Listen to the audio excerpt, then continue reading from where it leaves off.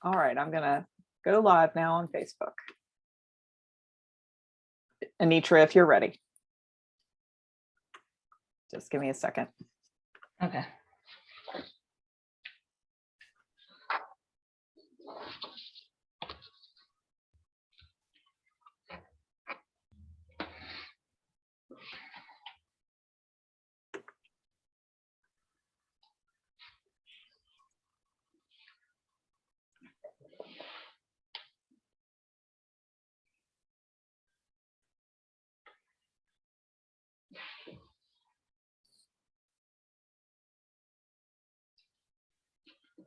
Good evening, everyone.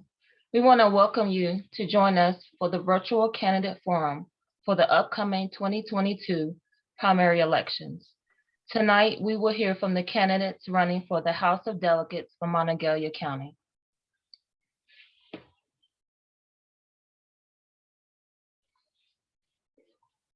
This event is being sponsored by the League of Women Voters of Morgantown-Monongalia County, as well as the Morgantown-Kingwood branch of the NAACP and the Community Coalition for Social Justice. I'm Anitra Hamilton, and I'm the current president of the Morgantown-Kingwood branch of the NAACP, and I will be your moderator for this evening. We would like to remind everybody to please register to vote. We have the website on the screen where you can go to register to vote. The deadline is April 19th, 2022, and election day is May 10th, 2022. We also would like to encourage those who may be working on May 10th to please utilize early voting, April 27th through May 7th. There will be 4 locations that you can vote at, and you can use any one of the 4 locations listed, which are the Mason-Dixon Park at 79 Buckeye Road in Core, the VFW Post 9116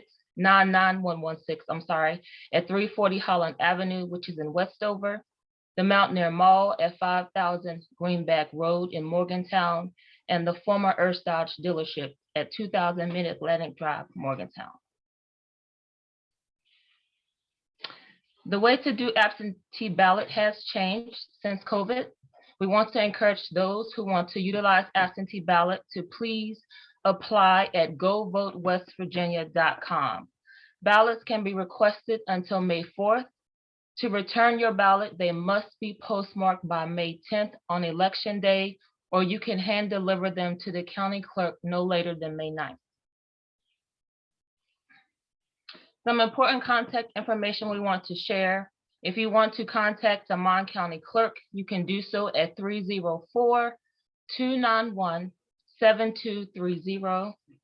The county courthouse is located at 243 High Street, and their website is monongaliacountyclerk.com. Also, for the West Virginia Secretary of State, the website is listed there, as well as their phone number, which is 304-558-6000. In 2018, the West Virginia legislature passed House Bill 4002, which created single-member House of Delegate districts. 100 districts were drawn, and all 100 are up for election in 2022. Monongalia County districts are 77, 78, 79, 80, 81, and 82. To find your district, we encourage everyone to please go to the county clerk's website.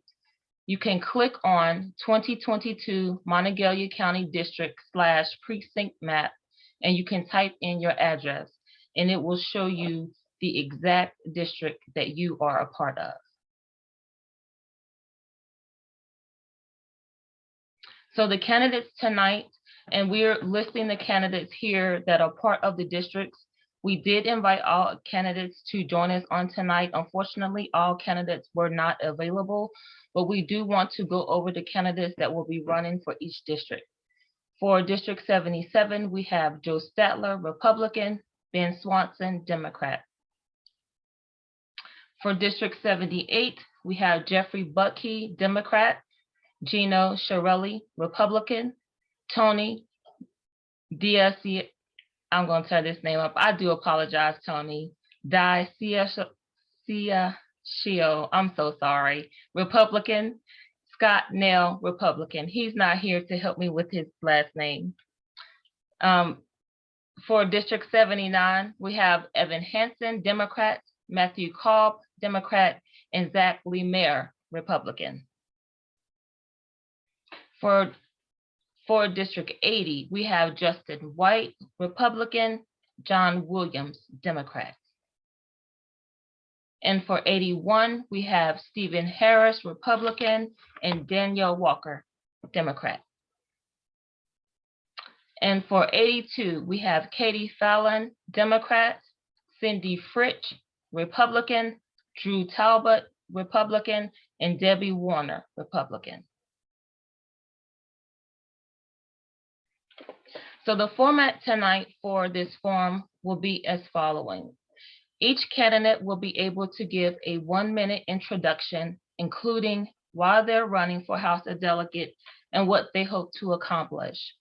As you approach the end of your time, you will begin to see on your screen a green 30-second warning, followed by a yellow 15-second warning, and a red "in your thought please" warning. After the introductions, there will be 7 questions. We will alternate each candidate as to who will answer each question first, and you will have 1.5 minutes to answer each question. The same color-coded warnings will apply. And at the end, candidates will have 1 to 1.5 minutes to provide a closing statement. And if time allows, we will take questions from the audience. So we want to begin our introductions with House of Delegate District 78 with Geno Chiarelli, Republican. We welcome you.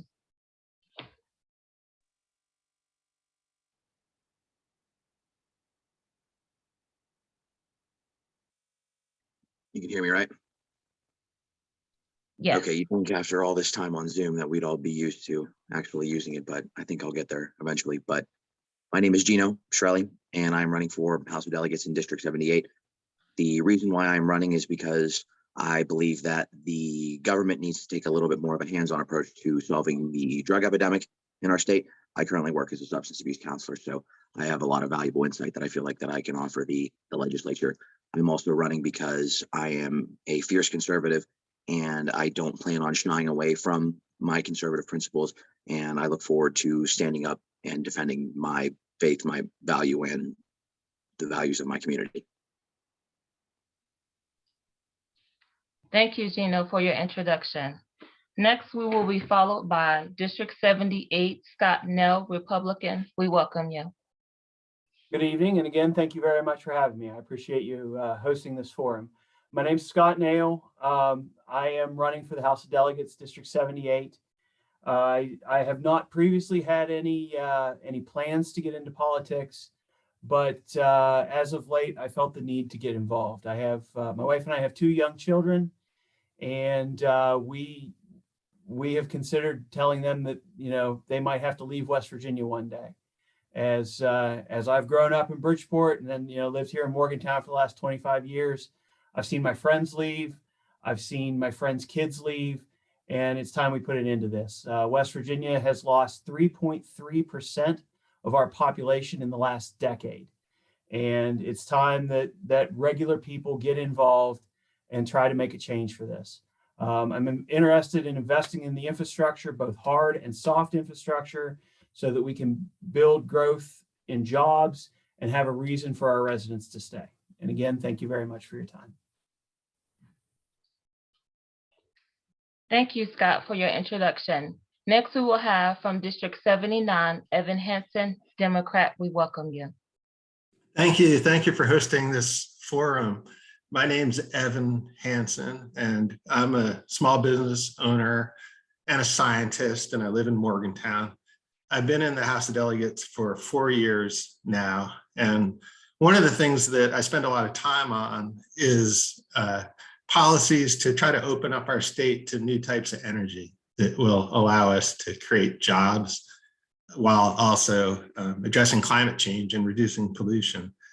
And that work that we've done over the last few years on that issue has been bipartisan, and it's really paying dividends now in terms of large-scale solar development that's starting to occur around the state, and in terms of attracting new businesses like the new battery manufacturing operation that's coming to Morgantown and will hopefully employ coal miners, UMWA workers who are out of a job. There's an electric truck manufacturing company coming to Charleston. There's Nucor creating the greenest steel in the country. So these types of things are really working now, and I'm happy to play a role in that. Thank you, Evan, for your introduction. Next, we will have from District 79, Matthew Kolb, Democrat. We welcome you. Thank you. My name is Matthew Kolb, and I'm an undergraduate student at WVU. I'm currently studying mathematics, and I'm minoring in American politics and policy. Last summer, I interned for Senator Shelley Moore Capito in Washington, D.C., and after my experience there, I felt obligated to run for office. Every day, I spoke to West Virginians who were struggling, people who felt left behind by their representatives, and people who had no one else to go to. Across our state, as we speak right now, there are thousands of people who are struggling to make it from one day to the next. And I'm running because I want to change this, and I won't stop fighting until I can see this change happen. Thank you for having me. Thank you for your introduction, Matthew. Next, we will have from District 18, John Williams, Democrat. We welcome you. Hi, Anitra. Thank you so much for having me. I'm sorry that I can't be on video just yet. My wife and I, we just left our last appointment with our OBGYN before our son is born next week. So I'll get on the video here in a second, but want to introduce myself. I've served in the House of Delegates in District 51 these past 6 years, and every single time that I've been sent down, it's been an honor. I'm proud of the work that I've been able to do, both representing values of working West Virginians, while also being able to get things done in the minority. So I'm proud of that, and I'm looking forward to this new opportunity in the 80th district.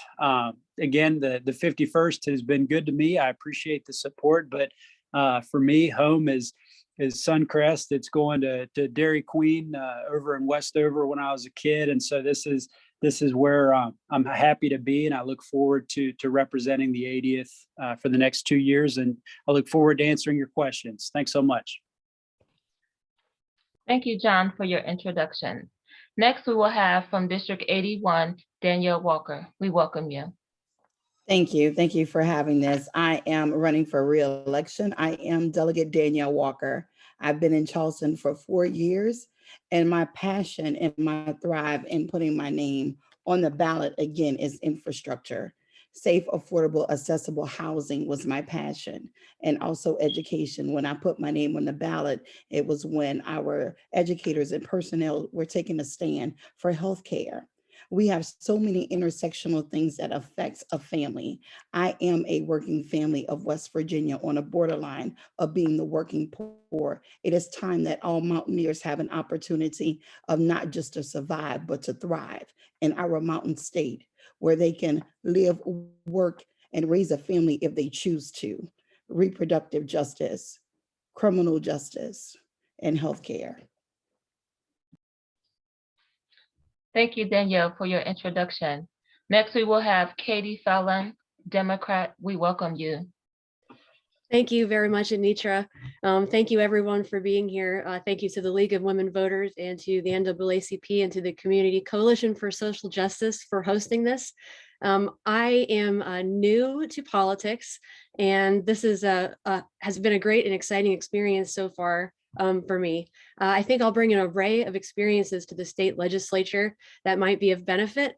I'm the mom of 3 young children, 2 of whom who attend school here in my district, and 1 who will be starting school soon. My family co-owns a small business here in my district, and we're active in our community with several nonprofit organizations. As a legislator, I plan to work to improve education in our state. I think that retaining and recruiting excellent teachers should be one of the top priorities of our legislature. And I'm really looking forward to working on that. And thank you to everyone watching and listening tonight as well. Thank you, Katie, for your introduction.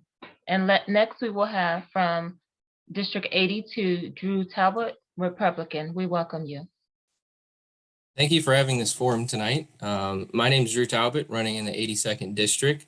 I'm running because I want to be a voice for the people who are afraid to speak out on how they feel right now. I mean, medical freedom is a big thing right now. People should not be losing their jobs because they don't want to put anything into their body that they don't want. I work in the oil and gas industry.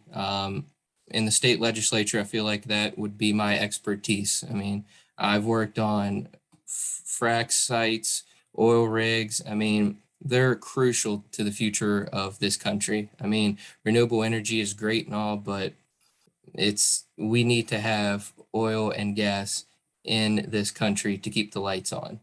And I've been a part of politics for a long time, and this is a big step for me, and I'm just looking forward to being a great voice in Charleston. Thank you. Thank you, Drew, for your introduction. Next, we will begin our round of questioning. And again, each one will have 1 minute. You will have 1.5 minutes to answer the question, and you will have the same warning flags to appear on the screen. We will begin our questionings with Geno. Question number 1. West Virginia traditionally has poor voter turnout, but in 2020, every voter in West Virginia could vote by absentee ballot, and we saw historic voter turnout without harm to election security. As a legislator, will you support universal absentee voting? If not, please tell us what specific legislation you will support to improve voter turnout in West Virginia. To answer the question, no, absolutely not. I would not support universal absentee ballots. I believe that votes should be cast on election day and election day alone. I think that most ballots should be cast on paper and in person, save for those that are serving or physically unable to make it to the ballot. I think exceptions can be made for them, but I would support measures to make election day a state holiday. I think that would be important. Even expand hours for working professionals that have to come outside of the normal scope. But no, I would not support universal absentee ballots. Thank you for your answer, Geno. We will be followed by Scott.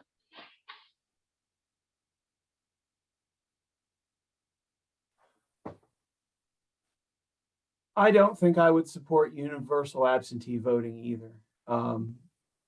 I think the system, the way it is okay. Anybody who wants an absentee ballot can file to get one, and that seems to address the situation well enough.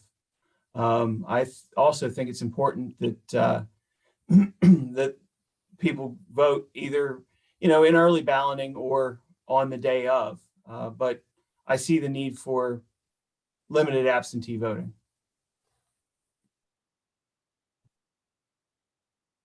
Thank you, Scott, for your answer. Next, we will have Evan. I absolutely support universal absentee voting. And not only do I support it, but I sponsored bills to do just that. We proved in West Virginia 2 years ago that universal absentee ballot or voting can work and work well, and that it wasn't a partisan issue.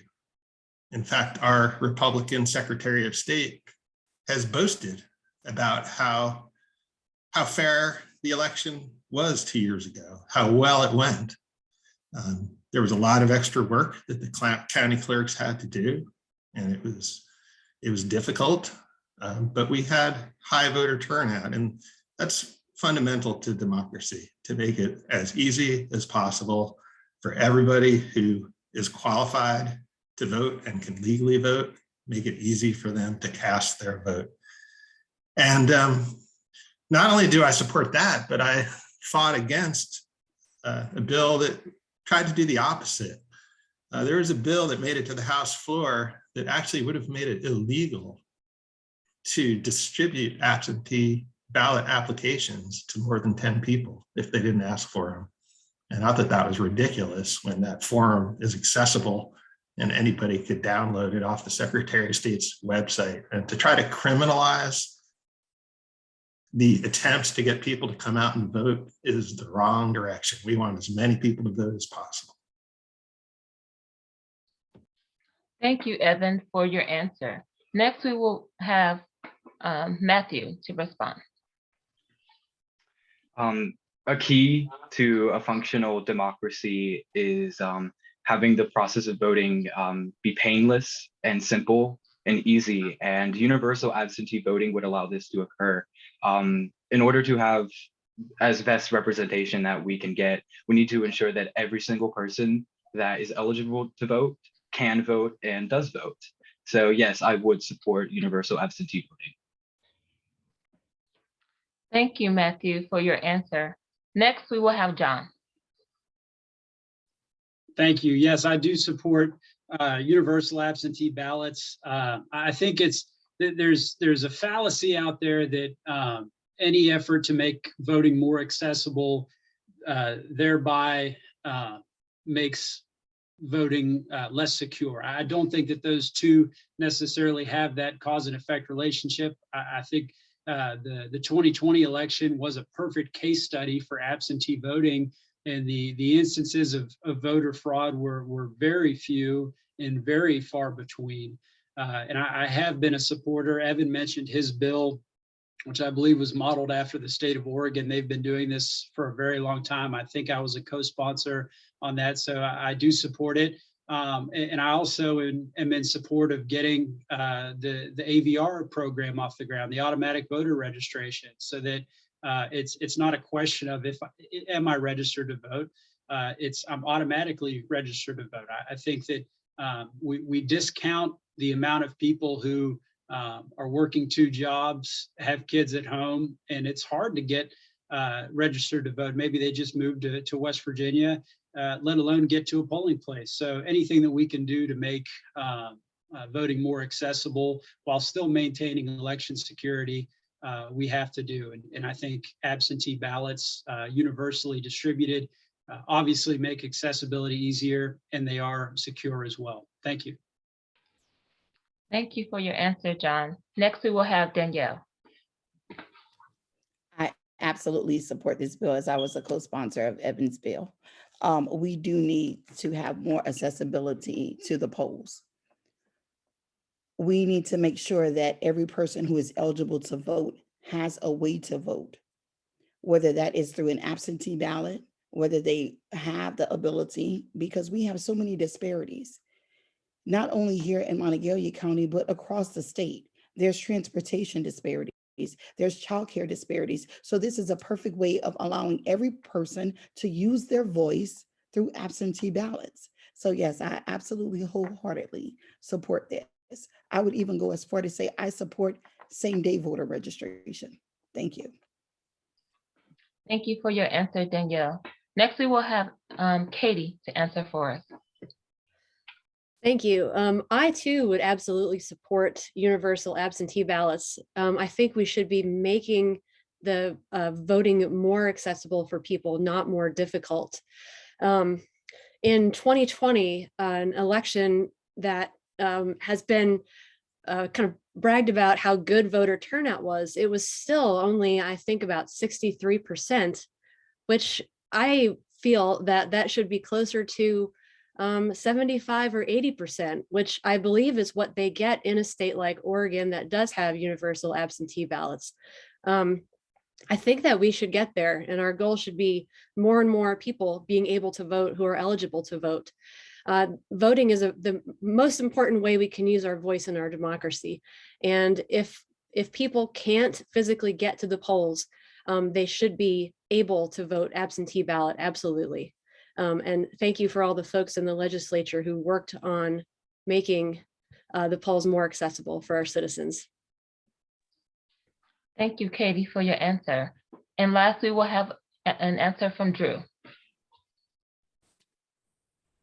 No, I would not support a universal absentee voting. I think voting on election day is very important. Voting in person is very important. I mean, I personally think that you should, if you can't make it in person, you should have a legitimate reason as to why you need an absentee ballot. I mean, voting on election day is very crucial. I mean, I don't support same day voting. I support a voter ID. I mean, we have to know who's voting. We can't let anybody vote in our elections. I mean, we need to know who's voting, and I think everybody who can vote should vote, but we need to make sure it's safe and secure for everyone and that the election results are legitimate. Thank you, Drew, for your answer. We will next move on to question number 2. Under the U.S. Constitution, every citizen is guaranteed the right to vote. But in West Virginia, felons can't vote until parole and probation are completed. Would you support legislation to restore voting rights earlier? Please explain. And with this question, we will begin with Scott. I would vote to restore the voting rights earlier. Once these individuals have been released from prison, their debt to society has pretty much been paid, and they should be given the right to vote. I don't see any reason that they need to be restricted in that. Their voice in these matters matter too, because they are still citizens of the United States of America. That's where I am on that one. Thank you, Scott, for your answer. Next, we will have Evan. I'll keep my response pretty short and sweet too. Yes, I would support legislation to restore voting rights earlier. If people have served their time, they should have all their rights restored, and everybody's voice matters. We'll have a better system of government if all different types of people are represented at the polls and among the candidates. And so, yes, I would support that. Thank you, Evan, for your answer. Next, we will have Matthew. I would absolutely support legislation to restore the voting rights earlier. A citizen is a citizen, and a citizen deserves to be able to participate in the democracy. So regardless of their status, if they are a citizen, they absolutely deserve that right. Thank you, Matthew, for your answer. Next, we will have John. I also support a restoration of voting rights sooner. Thank you. Thank you, John, for your answer. Next, we will have Danielle. Absolutely, yes. Just an impacted persons should be able to vote. I was very pleased that the ACLU registered folks to vote while they were incarcerated because of bail. This will allow more voters in the state of West Virginia. This will allow more voices to be heard across the state. We know that we have some work to do in the parole and probation systems of the criminal justice system. So yes, we absolutely need to allow these persons to vote. Thank you, Danielle, for your answer. Next, we will have Katie. My answer too, I think, will be short and sweet on this. I would also support legislation to restore voting rights earlier for felons. Once these folks have served their time, they deserve to have all of their rights restored, including their voting rights. Thank you, Katie, for your answer. Next, we will have Drew. My answer to this is pretty simple. Absolutely not. I mean, they're felons for a reason. We should not be having murderers, pedophiles, terrorists. I mean, we should not have these people voting. I mean, for a petty drug charge, possibly, but not for some of these felons that did the worst of the worst. They should never be able to vote again. I mean, it's a tremendous privilege to be able to vote, but once you do something that bad, you lose that privilege for the rest of your life. I mean, personally, some of these people should never see the light of day again, and I will stand by that till the day I die. Thank you, Drew, for your answer. And lastly, we will have Geno. So I think that you could probably cut this down into different charges, but I think for the most part, no, I would not support legislation to restore voting rights earlier. I think that the current system as it stands works, and the temporary loss of voting ability is part of that paying your debt to society.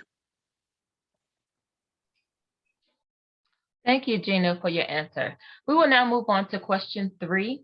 The West Virginia Human Rights Act prohibits discrimination in employment and in places of public accommodations based on race, religion, color, national origin, ancestry, sex, age, 40 and above, blindness, or disability.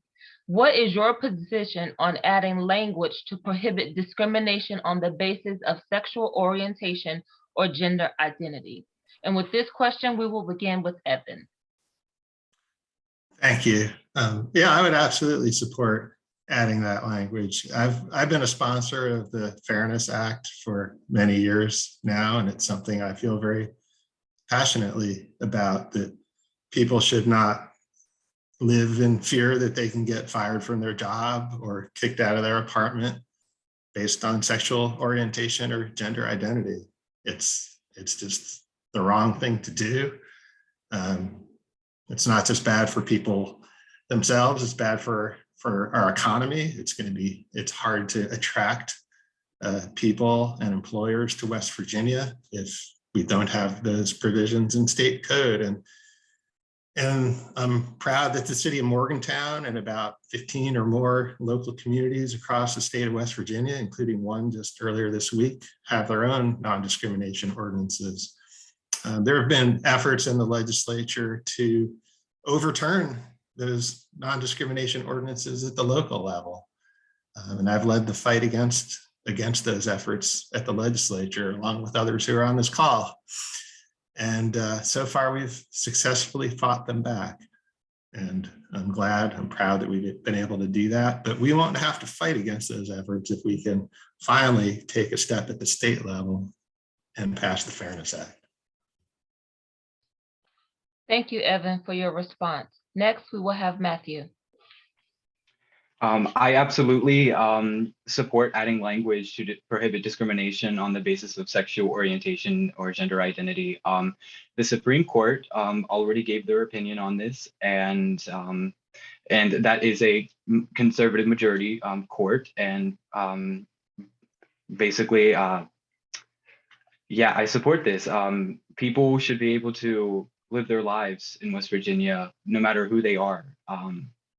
And if we continue to act like we can not protect people, how can we expect anybody to stop leaving the state? How can we expect people to come in even?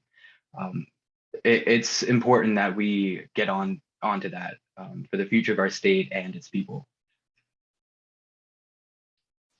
Thank you, Matthew, for your answer. Next, we will have John. Thank you very much. I too stand in support of adding that language to the Human Rights Act. I've been a co-sponsor of it.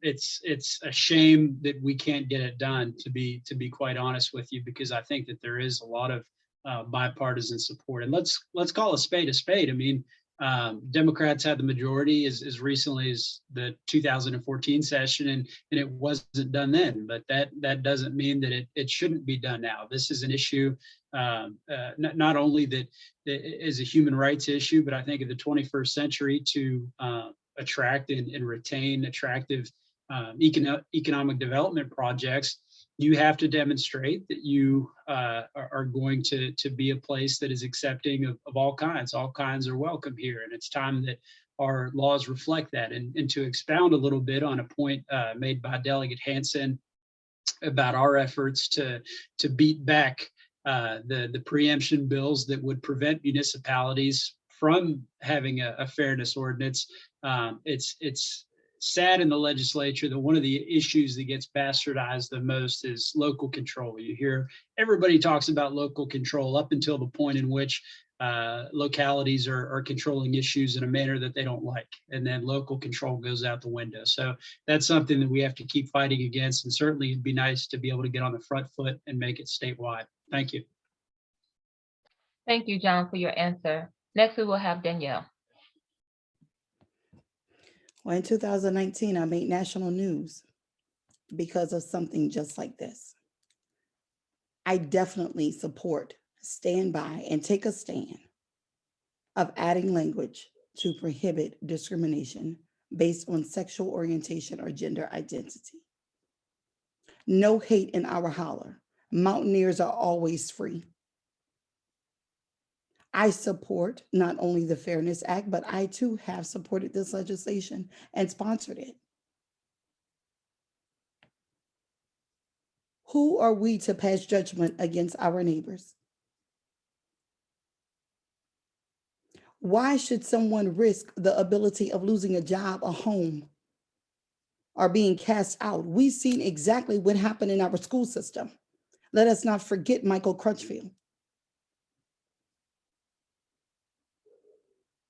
a high school student. So I absolutely support this, as I am a Black queer woman. Thank you.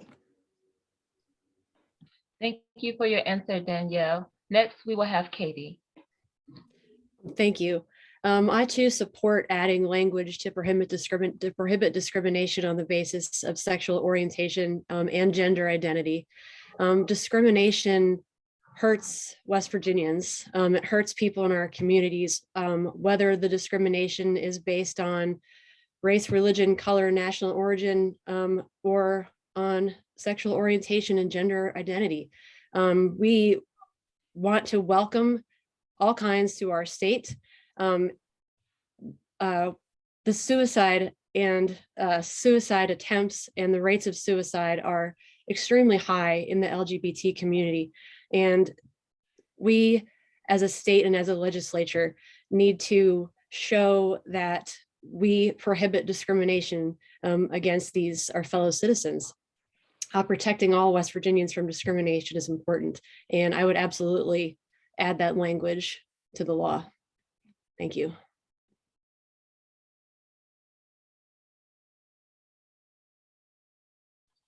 Thank you, Katie, for your answer. Next, we will hear from Drew.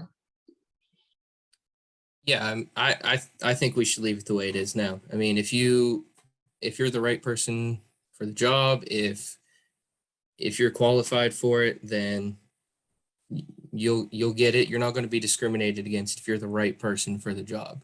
I mean, we can't hire people just because of a sexuality or, you know, how they describe themselves. I mean, people need to be hired based off of qualifications, not skin color or how they identify sexually. I mean, it should be based off of qualifications. Thank you, Drew, for your answer. Next, we will hear from Geno. So the terms gender identity and sexual orientation are terms defined by the radical left. They don't mean what they mean 5 years ago, and 5 years from now, that statement will still be true. So I would say it would be foolish to write them into law now. I am against adding that language, and I'm against anything that would further the legitimization of the transgender delusion. Thank you, Geno, for your answer. Next, we will hear from Scott. I think that everybody should be judged on their quality of character and for no other reason. I would support adding this. There's no reason we need to be allowing discrimination against anybody. You should be judged by your actions. So yeah, I'd support this. Thank you, Scott, for your answer. Next, we will move on to question 4. There are no quick fixes to stopping the opioid epidemic in West Virginia. What more needs to be done to curtail this public health, economic, and social services crisis for our state? And with this question, we will start with Matthew. There's no question about it that addressing the opioid epidemic is very difficult. There's no way to really put a stop to it with police, with criminalization of anything. You really have to step back and you have to take a very sociological approach to understand why this happens.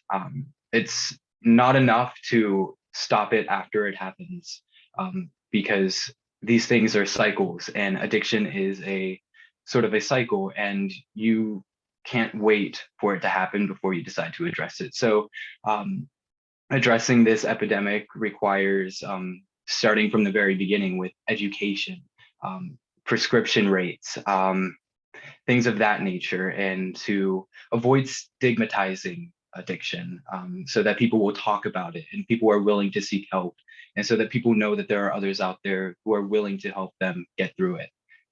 Thank you. That's all. Thank you, Matthew, for your answer. Next, we will have John. Thank you. Certainly, it's a difficult problem.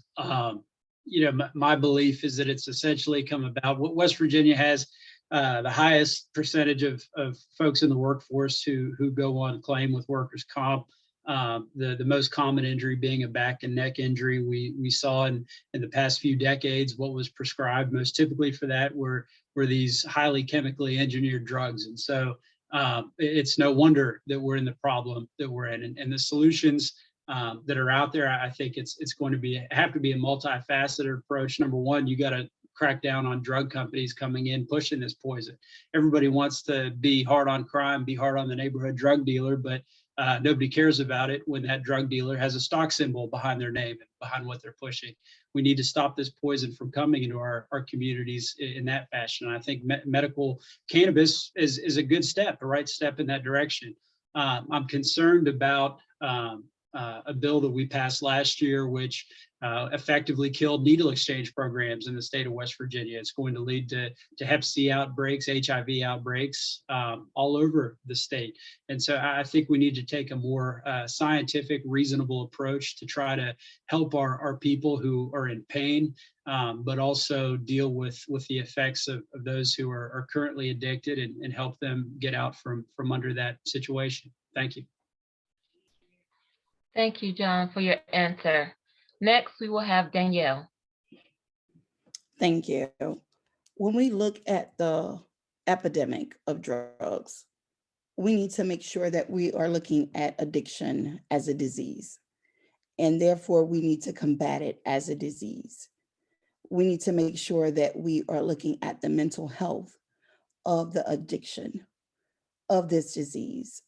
We cannot criminalize this when someone is undergoing a medical crisis, but we can also do things ahead of time in prevention, not just in K through 12. When we go to jobs in that orientation, there should be a prevention piece. When we look at addiction across the state, I want to make sure that we have all of the stakeholders at the table. So this is not the person that is undergoing the disease and not the person that is helping them to get through this. And we need to look at all types of recovery. And I know Geno is going to speak on this passionately. We need to make sure that we have the correct funding sources, that we are giving therapy to the whole family, because addiction affects everyone, especially the children. And if we handle this, maybe our foster care numbers will decrease also. Thank you. Thank you, Danielle, for your answer. Next, we will have Katie. Thank you. Yes, like others have said, the opioid problem in West Virginia is large and it's complicated. And I certainly don't have all the answers to how to fix it. However, treating addiction as a disease is an important step to helping solve the problem, and also realizing that people recover. people recover from this disease. And these are our family members and our friends, members of our community that can come out of this and, rejoin work and have healthy lives. Community support is incredibly important. Punishment doesn't work, in my opinion. Being there for each other does. Watching your friends, taking care of your family members, supporting people who are going through this disease with care and not with punishment. Thank you. Thank you, Katie, for your answer. Next, we will have Drew. I personally believe that we need to go after some of these doctors that prescribe some of these drugs, of the pills, the pain relievers. I mean, once your body gets addicted to it, after so long, you don't have that prescription anymore. What are you going to go to? What's the easiest thing to get to? I mean, we need to find alternatives to something like that. I mean, I think going after the doctors, figuring out what we can get them to stop prescribing to people is a great step.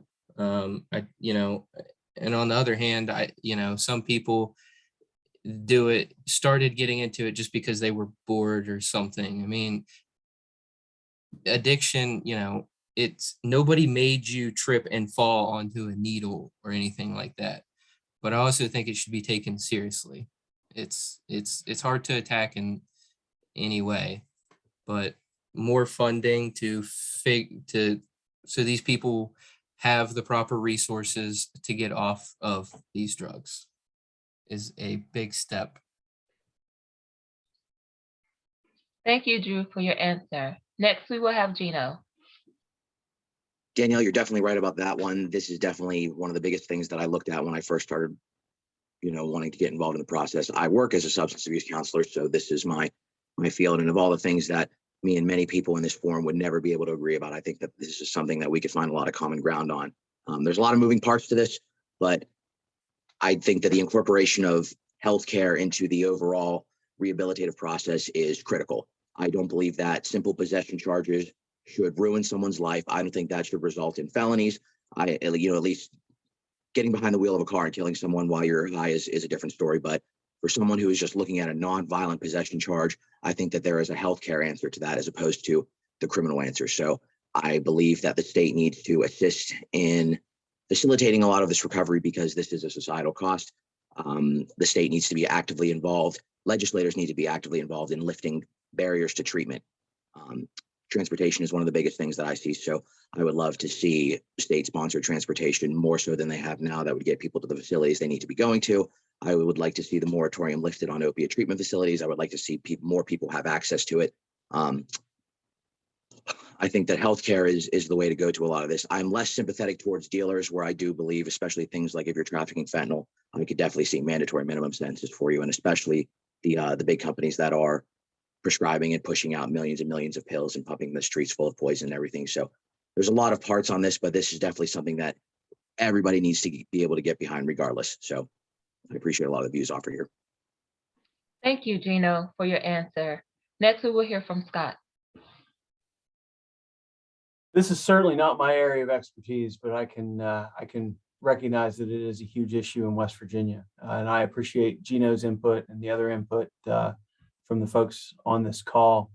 The politicians through history that I have seen be most effective reach to experts outside of their field when they're talking on those subjects. And that, as a representative for this county, that is certainly something I would do in this area. One of my best friends is on the front lines fighting the addiction, the opioid epidemic here in West Virginia, and we have talked at length about this.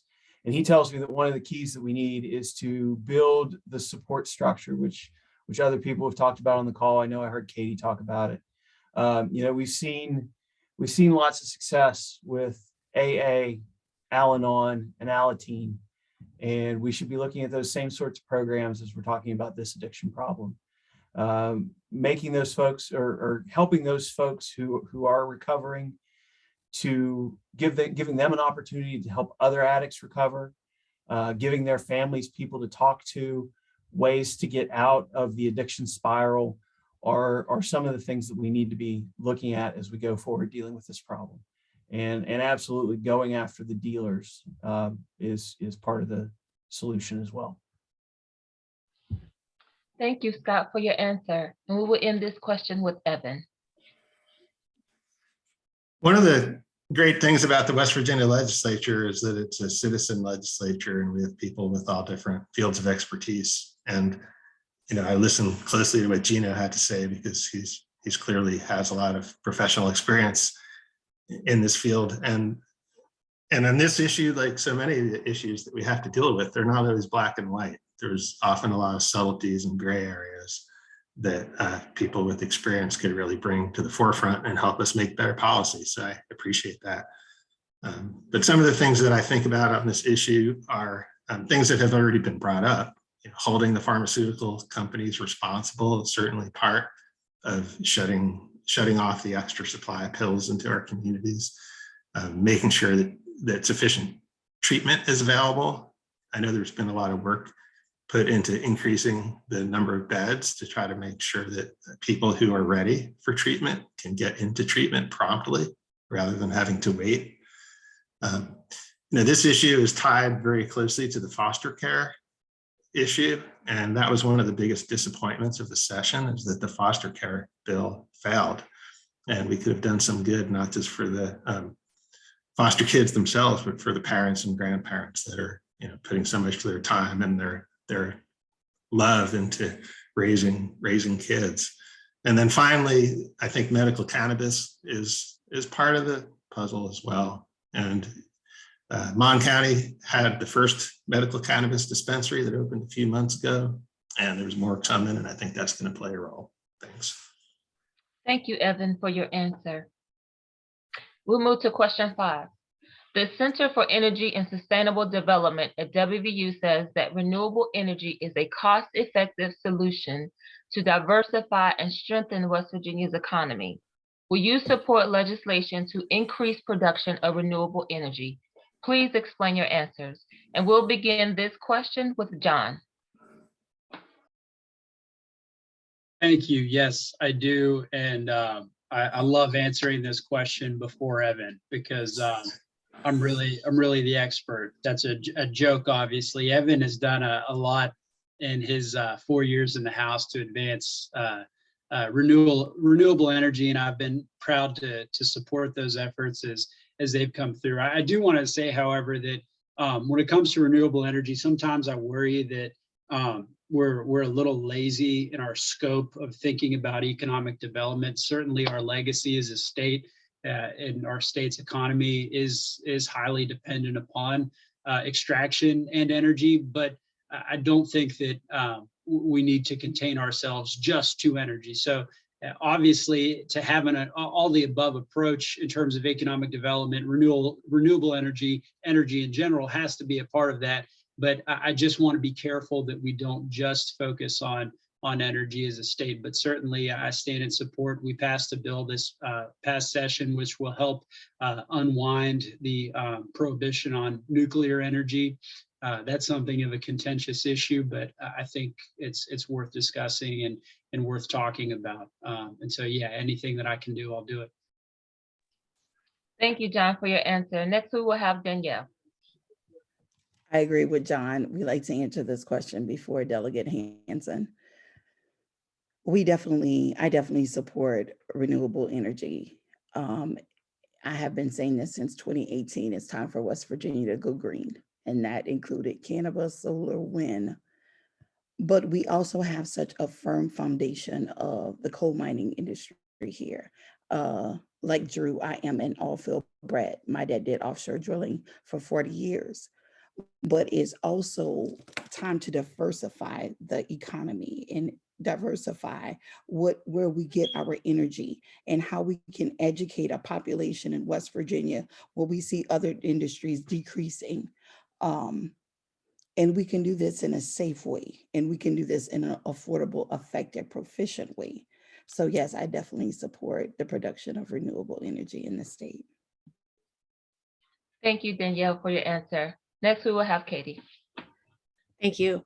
I too support legislation to increase the production of renewable energy. Like Danielle mentioned that, and John mentioned that we have such a strong history in West Virginia of coal mining and of extractive industries. My great grandfather was a coal miner in Fayette County, West Virginia during the Paint Creek strikes and the Battle of Blair Mountain. And I'm very proud of my family's role in West Virginia's labor history. That being said, though, I do think diversifying our energy production is really important. I mean, a lot of the world is moving to renewable energy, and we as a state can move in that direction also. Renewable energy also means more jobs for West Virginia, different jobs for West Virginia, more opportunities for us to grow. And of course, climate change is something that renewable energy can help address, as well as energy efficiency, which is important also. And it's not something that I would like to focus on more in my personal life. Anyway, thank you very much. I'll stop. Thank you, Katie, for your answer. Next, we will have Drew.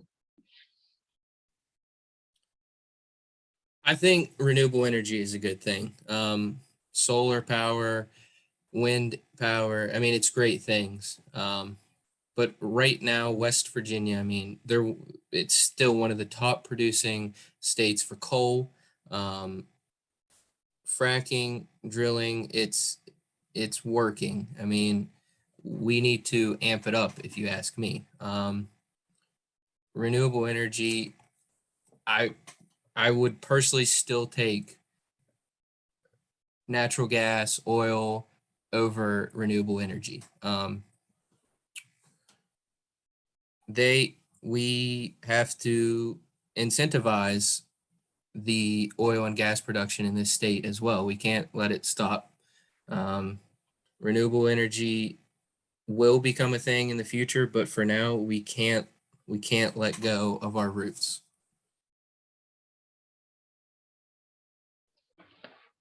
Thank you, Drew, for your answer. Next, we will have Geno. So yeah, I knew that Delegate Hansen is going to be licking his chops waiting to answer this one. So I'm glad I got to this one before him too. But I do believe in removing red tape and regulatory hurdles to attract manufacturing opportunities here. I don't believe in stacking the deck with subsidies necessarily, but I am very open to the idea of renewable energy. I believe, though, that we should be using coal and natural gas to its fullest extent. With the price of coal going up recently, I think that there was an opportunity that West Virginia could have had to sort of capitalize and bring a lot of money to the state. But I think that using natural gas and coal right now, while we have it available to us, is something that we should use. However, I think it was Delegate Williams also that said something about nuclear energy. I personally think that nuclear energy is a positive. It's something that we should be working towards. I know that they're working on long-term sustainability of options like nuclear fusion. I don't know a lot about that kind of stuff, so I'll hand it over to Delegate Hansen. I'll let him handle this one from here. But no, I am open to the idea of more renewable energies here. Just I don't believe in stacking the deck with subsidies. Thank you, Geno, for your answer. Next, we will hear from Scott. Thank you very much. As a practicing civil engineer here in the state of West Virginia, I have worked on solar projects. I have worked on gas projects. I have worked on projects that involve the coal companies, and I absolutely support the increase in production of renewable energy. I think we should consider tax credits to help advance those industries while we still use our coal and natural gas. Any financial advisor is going to tell you that the key to success is diversification. You don't go all small cap stocks. You don't go all solar. We got to use it all while we've got it all to build our infrastructure to be successful in the future. Thank you, Scott, for that answer. Next, we will hear from Evan. Well, West Virginia is in a difficult position because the state has relied for decades on fossil fuel production, which has created so many jobs and so many economic benefits. But the challenge right now is that the world is moving to address climate change. And less and less coal, less and less gas is going to be burned. And so the challenge is, how do we capitalize on that so we have jobs in the future? And one of the best solutions is renewable energy. And those jobs are being created state after state, in states that have policies that allow renewables to be developed. But they were bypassing West Virginia until the legislature took a few steps the last few years to remove some of those punitive taxes and other policies that kept it out. And it's working now. We had 10 megawatts of solar in the entire state of West Virginia a couple of years ago. And now we have hundreds to thousands of megawatts that are in the pipeline, including an announcement just a few days ago down in Boone and Lincoln County. So it's working. The unions support this type of development now. The chambers of commerce support it. County commissions are negotiating pilot agreements. It's bringing dollars into local communities and school systems. So, I think as West Virginians get more used to it and see that these aren't just fantasies, but these are real construction projects that are making a difference in people's lives, we'll have even more support and we'll be able to diversify even more. Thank you for your answer, Evan. And we'll finish this question with Matthew. The longer West Virginia goes putting off increasing the production of renewable energy, the worse it's going to be for our state, our economy, and our people as we go into the future. That being said, I do support legislation to increase the production of renewable energy. This will bring new jobs. It's an entire industry. New jobs, a stronger economy, and it'll help us keep up with the rest of the country and the rest of the world. So yeah, I do support increasing the production of renewable energy. Thank you, Matthew, for your answer. We'll move on now to question number 6. Transgender and gender non-conforming youth face challenges at school.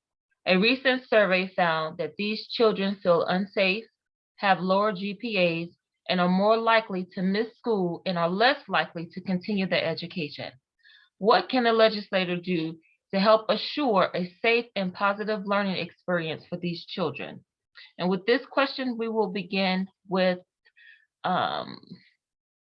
Danielle. Thank you. What we can do to help assure this is pass the Fairness Act of West Virginia. What we can do to assure this is make sure that we have education for the educators, the personnel, administrators, and also the students' fellow classmates. What we can do is let go of the stigmas and the barriers and the negative connotation around our children. What we can do is to make sure that we are being inclusive and there's some equity and some diversity. And again, as we are protecting a safe and positive learning experience for the children, we are also uplifting their parents and their guardians. And this is allowing more economic development than anything, because then businesses will see how we're so open in education. Now, we say that children are our future, but I say they are our present leaders. They put us in uncomfortable situations where we must be forced to learn and grow.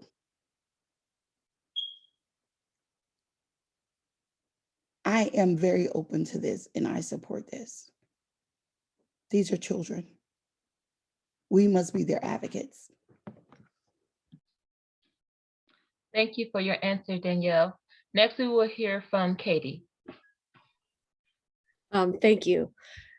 I have 3 young children under age 10, and one of the things I've learned from them is that kids are not born racist. Kids are not born bullies. They are not born, with bigotry in their hearts.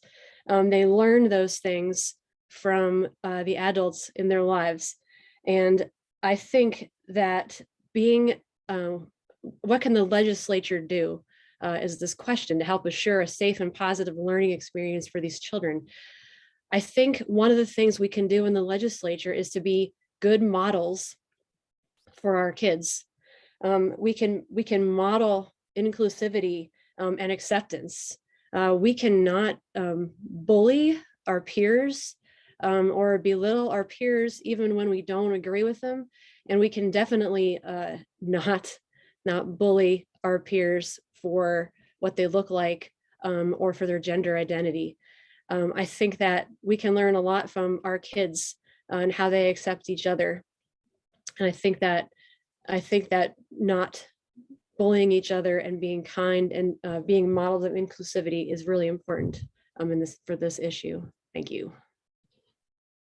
Thank you, Katie, for your answer. Next, we will hear from Drew.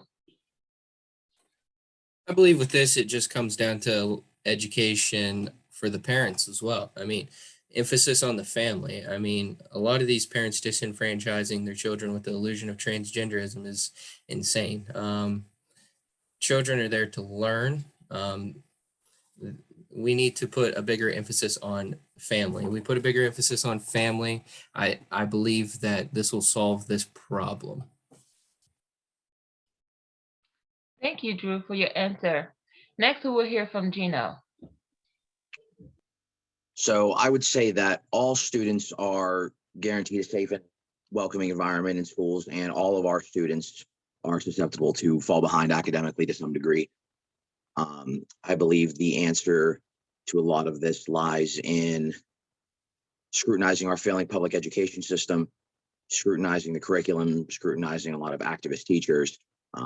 I believe in school choice and I believe in the voucher system, but I do not believe in special accommodations or privileges for kids who have fallen prey to degenerate internet propaganda or have been completely forgotten about or forgotten by their self-absorbed narcissist parents. I don't think that this is a legislative answer. I think this is a societal problem. Thank you, Geno, for your answer. Next, we will hear from Scott. This is not a topic that I am particularly educated on. As I said earlier, I would lean on some professionals in the industry to gather their input. So I don't have a lot of answer at this point in time. I did research a little bit West Virginia's anti-bullying laws, and I see that we have missed cyberbullying, and there's no provisions for that. So perhaps an examination of that, considering extending the anti-bullying laws to cover that, those media sources might be a consideration. Thank you, Scott, for your answer. Next, we will hear from Evan.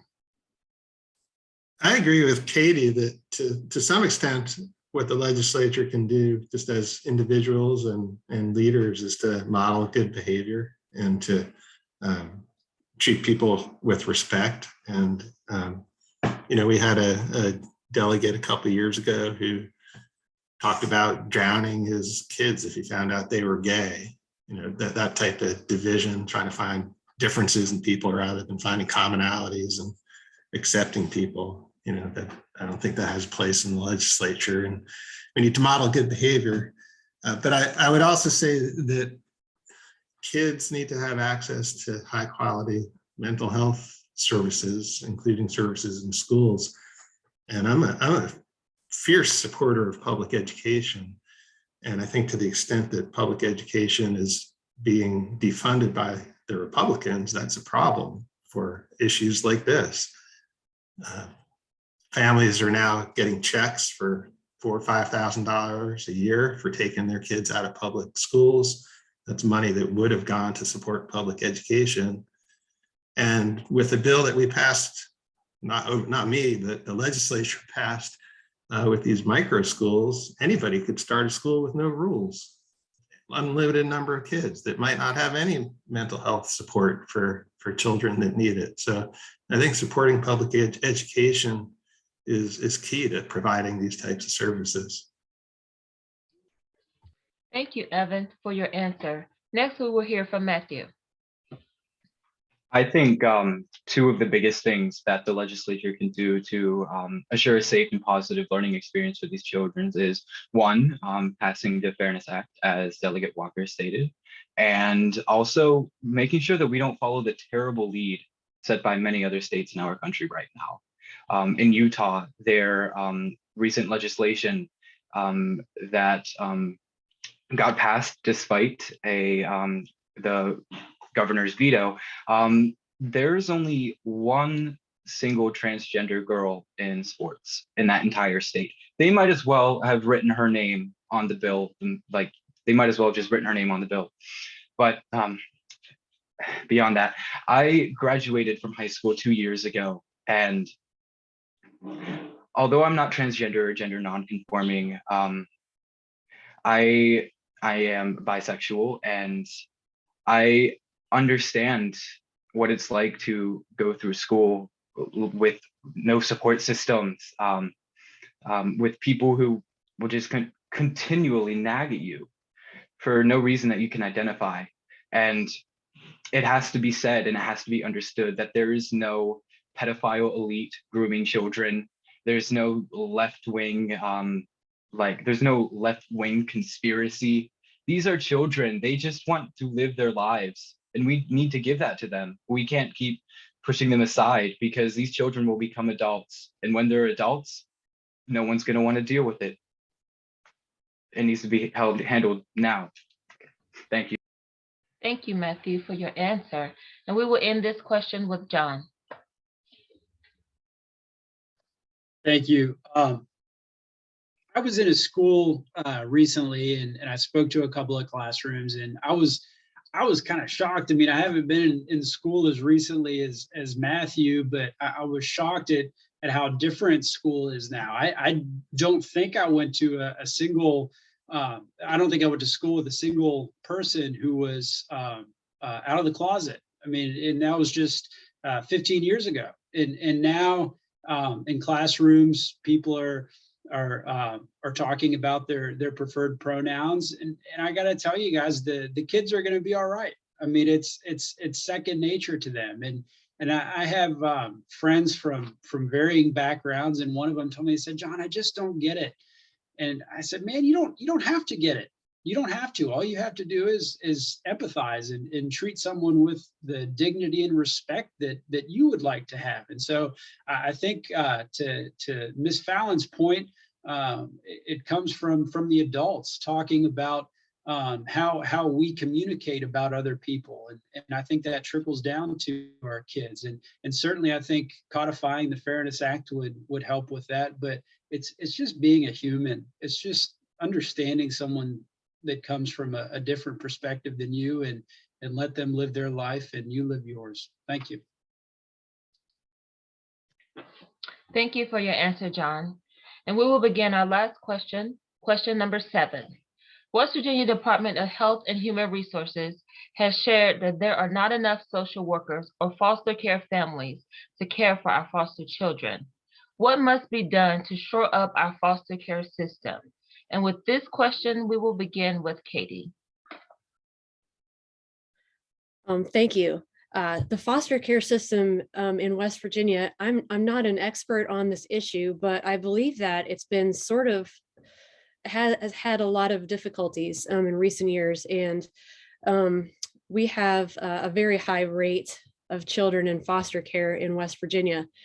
This is one of those issues that I'm not sure that there's an easy fix to, and it sounds like I'm going to say just throw money at the foster care system, but there are a lot of vacancies in the foster care system.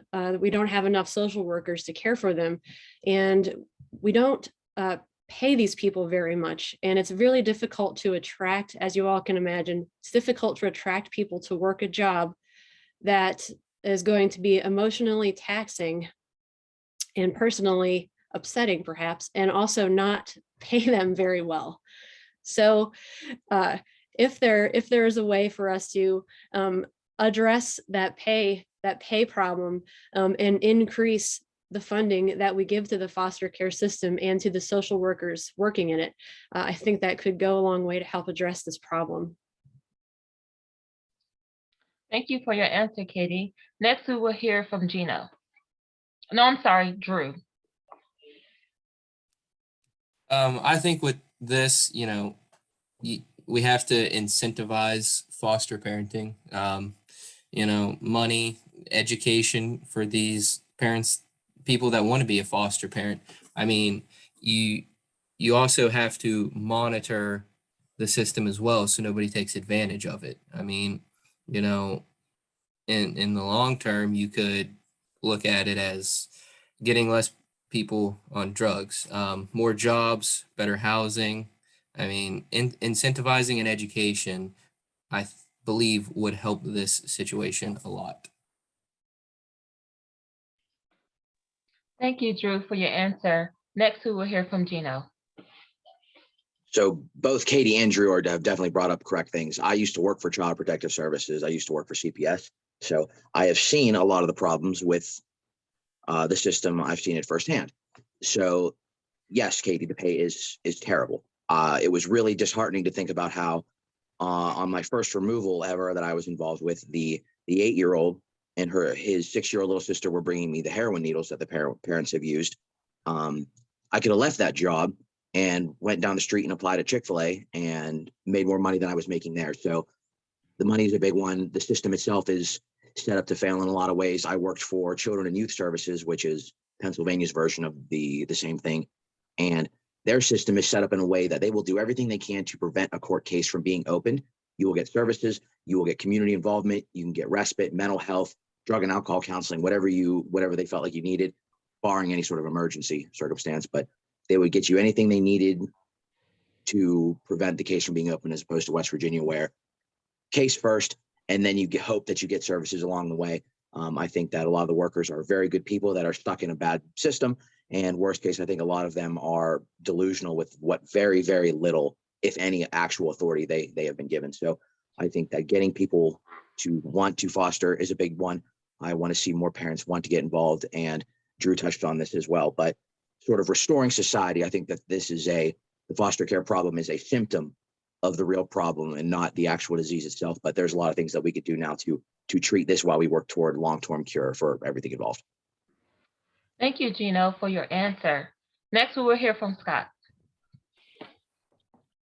I mean, I think we all touched on it. I think we all know the state employees as a whole aren't paid comparable to their peers in other states.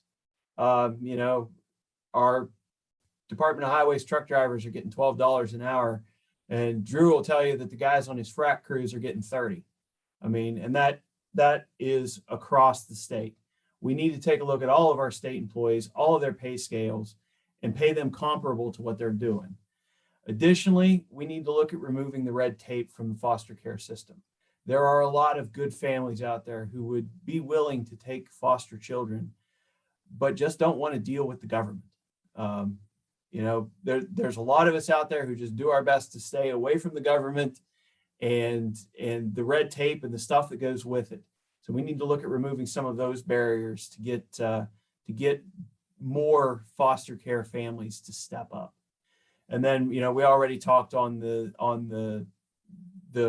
raging opioid epidemic and the impact that it's had on families and children and everybody across the state. So, in this one, we have those 3 things to focus on: straightening up the state employees' pay, removing the red tape, and attacking the drug epidemic. Thank you for your answer, Scott. Next, we will hear from Evan. There was a bill in the legislature just a couple months ago. It was House Bill 4344 that would have had a few fixes, taken some positive steps to address the foster care crisis, but unfortunately it died. It passed the House, but on the Senate side, they started messing with it and couldn't get it through. And it was a bill that was a product of months of work from foster care advocates, and it did a few things. One is something that was mentioned earlier on this forum. It did include pay raises for child protective services workers. which would have been a good thing. It also required the creation of a database to help match kids with potential foster families. So that could have cut down on some of the red tape or the amount of time that it would take for children to find homes. And then the third thing it did was a public facing data dashboard, which I think would have helped to hold the agencies accountable for the services that were being provided. And I know we're in a primary now, but I'll get partisan on this in the sense that the House leadership, the Senate leadership, and the governor's office are all controlled by Republicans. And it was up to those people to iron out a deal and to figure out how to get this bill passed. And they failed, and the bill failed entirely. So we got nothing done on foster care this last session, and that's a shame. Thank you, Evan, for your response. Next, we will hear from Matthew. I really liked what Geno had to say about the foster care system being a system that addresses a symptom, and that the symptom is sort of a sign of a deeper societal ailment. And this really shows how like interconnected all of these issues are. When it comes to social workers, my own father is a social worker. Their jobs require them to handle a lot of stuff that so many other people don't have to go through. And they put themselves through this because they genuinely want to help people and they want to make society better. That being said, the fact that they aren't paid what I guess you could consider appropriately for the amount of I guess emotional taxation that they have on themselves, it's not good. And it's no wonder that there are not enough whenever the pay is not as good for the kind of work that they have to do. Yeah, and when it comes to foster care families, I feel like we could do a lot more to try to, in a way, normalize the sort of like foster parenting. And so people are willing and more open to opening their arms and their homes to children in need. Because I feel that there is sort of kind of like an issue with people feeling that there's something wrong about the whole situation. Thank you, Matthew, for your answer. Next, we will hear from John. Thank you very much. Certainly the foster care crisis is a latent side effect of the opioid crisis. We have a generation of kids who are being raised by Mama and Papa. Sometimes they're great Mama and Papa. And so the problem is you have these kids who are coming into the house of a 65-plus-year-old couple who's living off of Social Security, and they weren't counting on having to support another child again, and sometimes multiple children. And so I think the first step, I think we have to support those Mama and Papas, make sure that they have the resources that they need to be parents again, which was something that they weren't expecting. And if foster care is to be the destination of a child, we need to put our money where our mouth is. The bill, House Bill 4344, had 15% pay increases to CPS workers. That got killed. So now, you know what DHHR is talking about doing? They're talking about not hiring positions of need that they wanted to hire so that they can move that money over for the pay raise. So we can sit around and talk about it all night long. We all know what the problems are, but unfortunately, capital's got to be infused to fix some of these problems. And I'm frustrated. Perhaps you can hear that I'm frustrated. That bill was important to me, as it was important to a lot of people, and it died on the last day of session. It's a travesty. So we got to do more for our foster kids, and I think a lot of that is getting more money. Thank you. Thank you, John, for your answer. And we will end this question with Danielle. So I am just as passionate. I've worked on the past 2 legislative sessions in dealing with the foster care system and worked very hands-on with one of the nonprofits in the state. Accountability, transparency, and responsibility. When we cannot track the children of West Virginia, who is part of the foster care system, each and every one of us has failed, all 134 elected officials. We must not continue to put this on the backs of CPS workers when they don't have the funding, they don't have the system to track the children, and we have children living in hotels. You have taken them from their homes and you've placed them in a hotel. We're failing to support the kinship families without the red tape. So yes, John, you are correct. We have grandparents, we have great grandparents, we have great aunties and uncles that are back to raising these children. Just as we say high school was not the same 15 years ago, neither is raising a child. The retaliation on foster care, kinship, and adoptive parents with these, y'all done got me started, with these foster care programs, home programs, it's disgusting.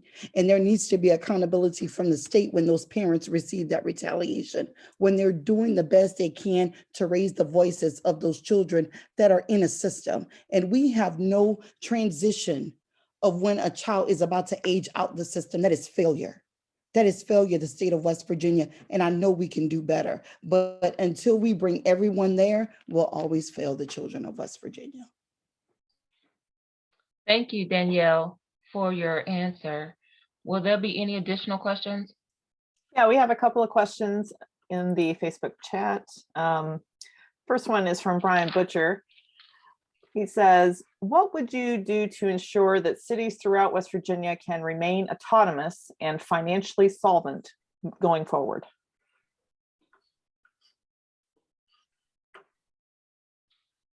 So we can start that with Drew. I think with this, bringing businesses to the state is great. Look at Morgantown. Look at our town center. We've added Bass Pro, Home Goods, Menards. That's adding jobs.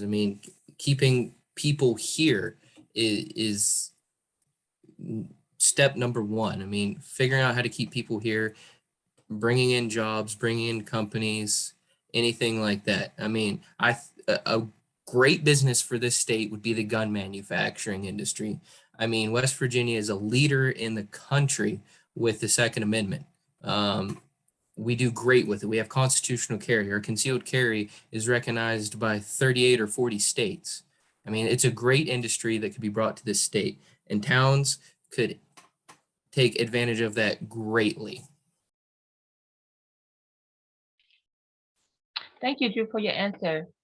Next, we have Geno. So I definitely agree with Drew on this one. I would say that doing what we can to bring manufacturing here to the state would be a great way to get our people to work. I think that, again, the opioid crisis is a large part of this. And I think if a lot of our population is able to work and they are reliable when it comes to work, I think that's going to be one of the reasons why manufacturers, especially advanced manufacturers, look to come here. I know there's been a lot of efforts to look at the some of the heavy metal, precious metal reclamation efforts throughout the state, and they would like to advance some sort, or they would like to sort of get some attention from advanced electronic manufacturers and things like that. So anything that we could do to sort of invigorate our economy would probably be one of the best ways to go about that. As long as we have the money coming in, as long as our population, the decline stops, I think that there's a lot of options that we have. Thank you, Geno. Scott?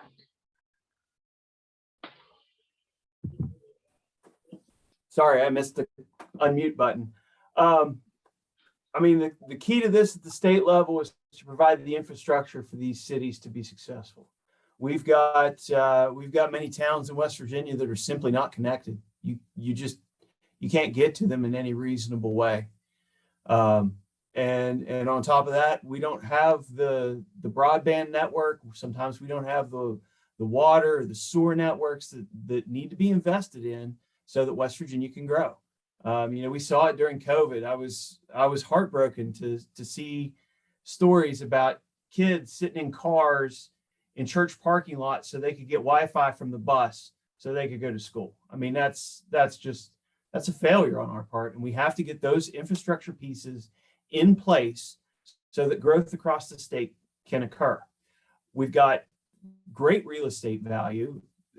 Land here doesn't cost a whole lot. We've got great people. Everybody who's been here knows that. We've got a lot of hardworking people.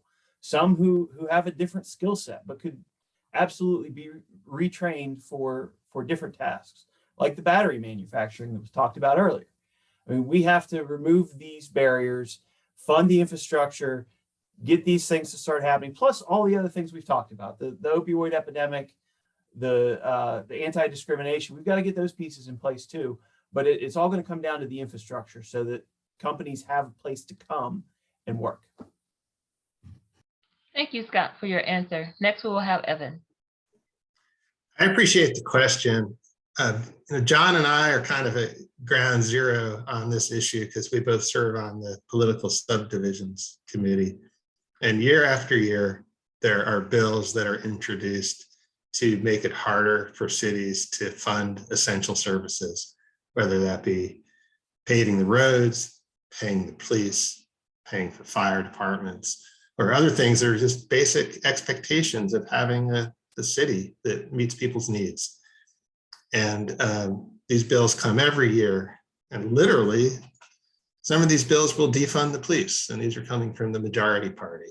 And I think part of the reason why they don't ultimately pass the legislature, even though they pass out of House political subdivisions every year, is because they will defund the police. And the Republicans don't want to be known as the party to actually do that. So a lot of time and effort is wasted on these bills that don't pass. Cities across West Virginia have very limited options for how to raise revenue. It's set in state code. And just because a city like Morgantown has been successful in the last few years in getting their fiscal house in order and in paving the city roads and taking care of their police and firefighters, does not mean that they should be punished by legislators from rural areas. They should be celebrated, and this sort of success should be replicated across the state. Thank you, Evan, for your answer. Next, we will hear from Matthew. I liked what Scott had to say on this question, that the infrastructure in this state is in a condition such that many of our cities and towns are unable to keep up with places like Morgantown. So I think really focusing on passing legislation that helps connect our small rural cities and towns with the rest of the state and even the rest of the country will really help them with raising revenue and really being able to take care of themselves. Thank you, Matthew, for your answer. Next, we will hear from John. Thank you, and thank you for the question, Councilman. I don't know that I have to tell anybody this, but I think the red versus blue, the rural versus urban has sort of leaked into state government, and it's been touched on previously by Delegate Hansen that we have folks from rural areas trying to tell municipalities how they can raise funds, what they can do in their municipality, and I think that's terribly problematic. I don't like the B&O tax.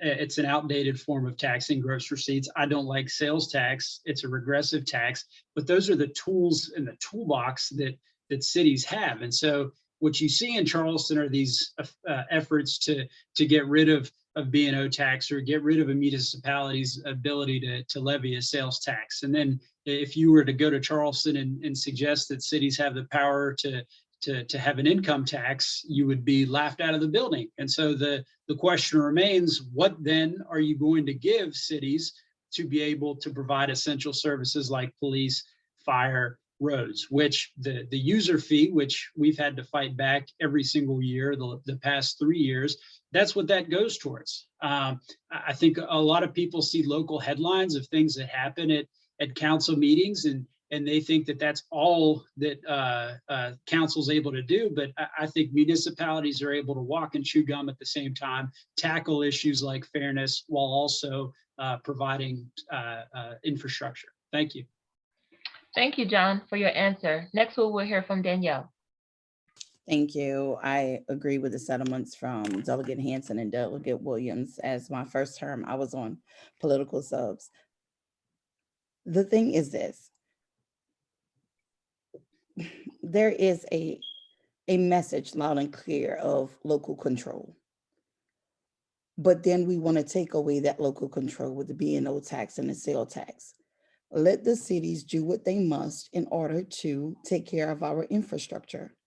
And that goes with the roads, as what was said. That goes with economic development. But then again, we get this friction in the rural areas that has a problem. And we've even been told that Morgantown is not part of the state of West Virginia.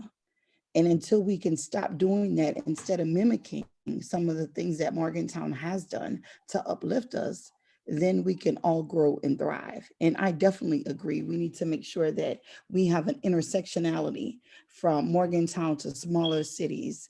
And we're making sure that there is a collaboration with all of this, so all the working parts can move equitable and we can still gain that economic development. Thank you. Thank you for your answer, Danielle. And we will finish that question with Katie. Great, thank you. And thank you for this question. I agree with what a lot of what's been said already. Cities should be allowed to raise funds to keep themselves financially solvent, and including roads and infrastructure. And I know in Morgantown, it seems a constant issue with who is going to fix the roads in Morgantown. And there are some roads that are, Morgantown's allowed to fix and some that the state has to fix. And it always seems like it's a battle to figure out, how we're going to get that done. And that's not help. That doesn't seem like that's helping anybody. We should figure out how to do this moving forward. Also, what I think it was Scott who talked about broadband. That issue is extremely important for, I think, the financial solvency of the entire state and the entire region. What we saw during COVID was the importance of being connected to the internet, not just for our kids attending school, but also for people who needed to talk with their doctors and had to do that, telehealth, and weren't able to do that if they didn't have adequate internet. I know I had to work from home all the time, and if my internet was not good, I was not going to be able to do parts of my job. So infrastructure is a very, very important piece of this, in addition to allowing cities to raise revenue to keep themselves solvent. Thank you. Okay, we have one more question from the chat, and then we will go into our closing statements. All right. This last question. Oh, go ahead. Go ahead. I put it in the chat for you to read if you want to read it. Yes. Good. It says, the inability of the DEP to properly vet the environmental impact of the crypto mining operation within our city limits is a concern, both from an air quality and noise pollution perspective. Our city has in the past tried to take steps to improve and protect quality of life for its residents, only to have the state overrule us. Trucks downtown and that fracking pad in the industrial park, for example. I'd like to know how you can help our municipalities take measures to have a say in protecting our local environment. And we will start that question back at the top with Geno. Yeah, I'll be honest about this one. I don't know about the specifics of Bitcoin mining or cryptocurrency mining.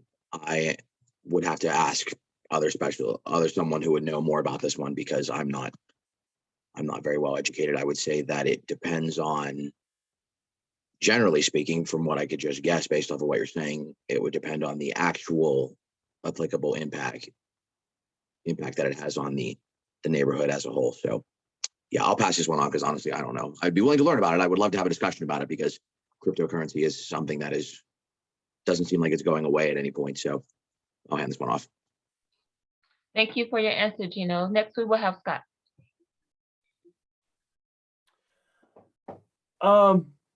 So, I mean, I'll be totally honest. I don't understand cryptocurrency to begin with, but I'm guessing from this this question, you're actually talking about the sounds of the fans from the graphics cards that are being used to generate the crypto. As far as that goes, the DEP has sound restriction thresholds. So if you thought something was in violation, you should be able to file a complaint with the DEP and have a sound study done. In regards to the quality of life issues, particularly with the downtown trucks, that's a public road that runs through the center of town. So the town did not have the jurisdiction to put in a jake brake restriction on those roads.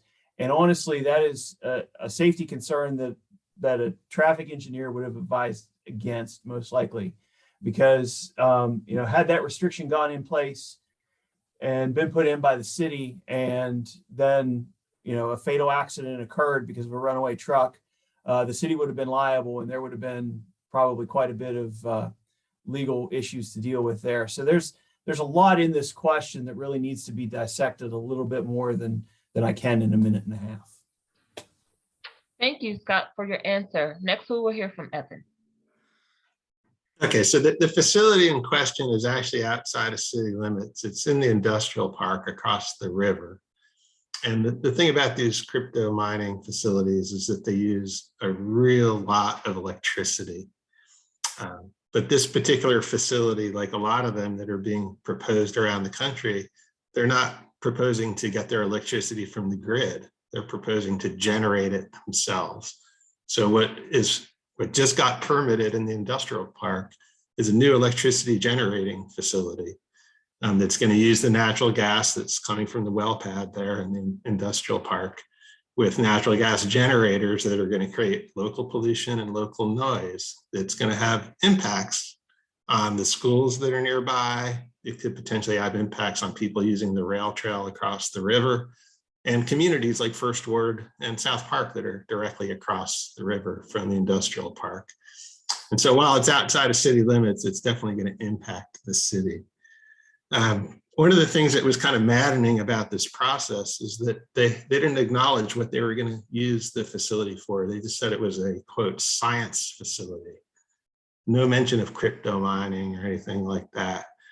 I did introduce a bill after this happened to require the disclosure for air permits or for any DEP permit of what the facility is going to be used for. I have a lot of experience reviewing water permits, and the water permits are always very explicit about what's going to happen at the facility that gets permitted. But for some reason, these air permits don't have to really disclose it. So they just said it's going to be a, quote, science center, and it kind of, we're hoping that it would fly under the radar. So that bill is one thing that could be done so that people actually have full information during the permitting process. There's other things that could be done as well. Thanks. Thank you, Evan, for your answer. Next, we will have Matthew. I honestly don't really have an answer for that. I would have to look more into it. But on the part of the question asking about how municipalities can take measures to have a say in protecting their local environment, I would say that the legislature should definitely look into working closely with towns and cities regarding environmental protection and making sure that those relationships are there and that they're treated seriously, so that work that is done in the legislature reflects the concerns of people in their communities. Thank you, Matthew, for your answer. Next, we will hear from John.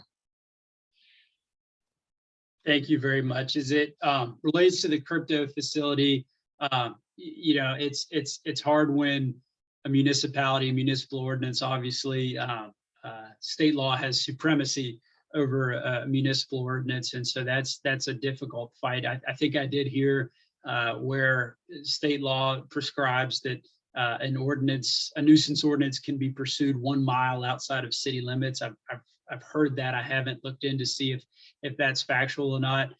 As it relates to the Jake breaks, I mean, I think a massive problem in our state goes to how our roads are divvied up between municipalities and the state. In 1933, there was sweeping legislation in which the state of West Virginia absorbed hundreds of thousands of road miles.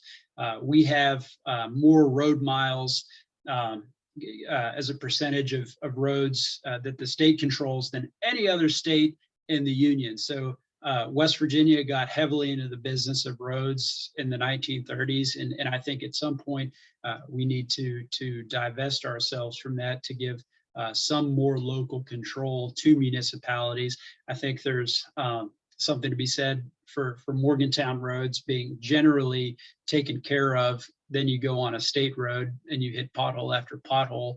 Certainly with the Jake Break example, perhaps municipalities need to have that control over that road so that they can say what they want in terms of the Jake Breaks. Thank you.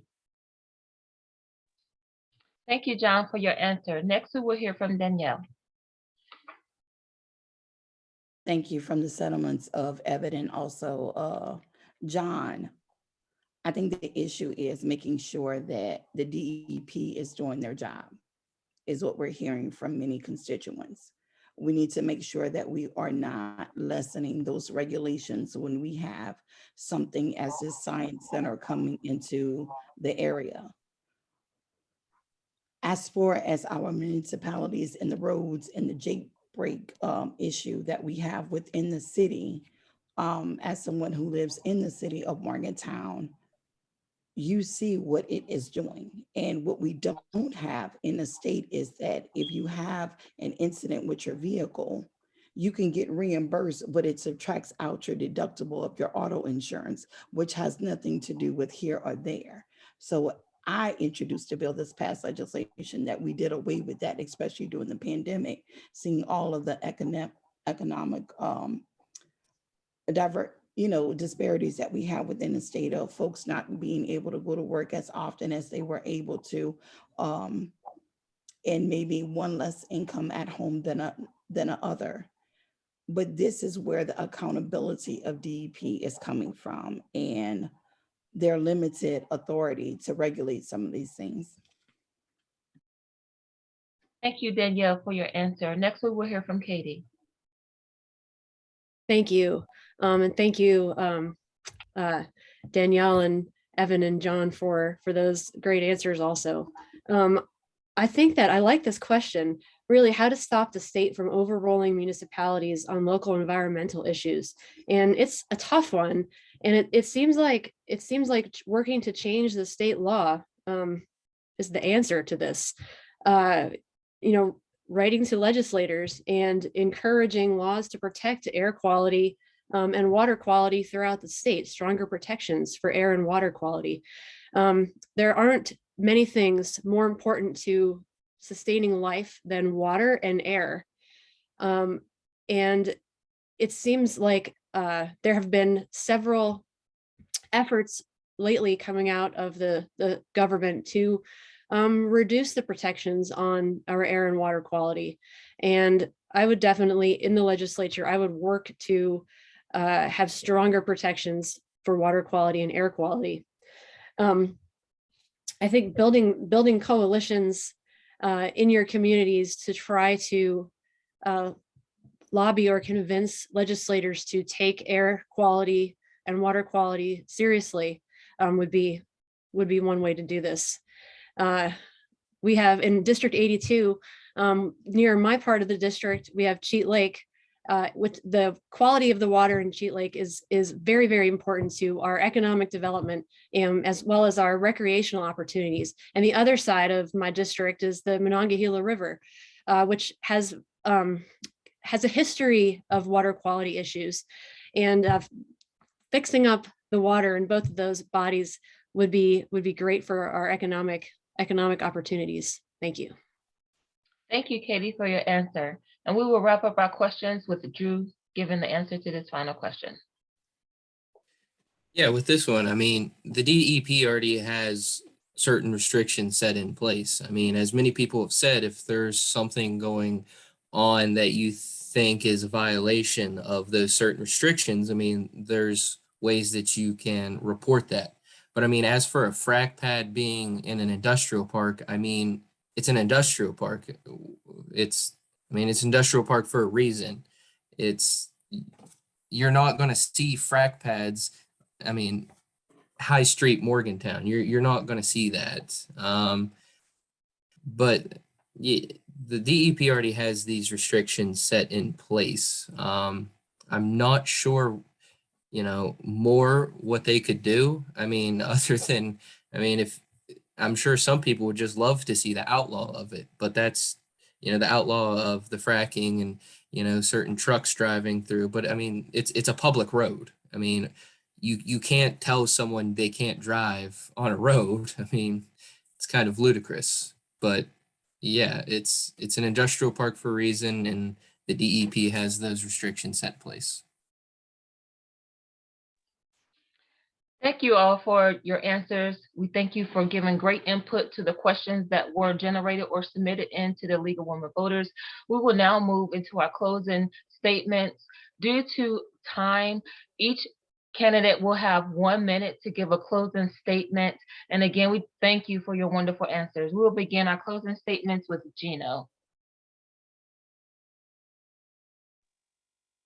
So I'm running for House of Delegates in District 78 because I want to advocate for a renewal of common sense conservative principles. I don't back down from my beliefs, and I don't care if that's going to upset people.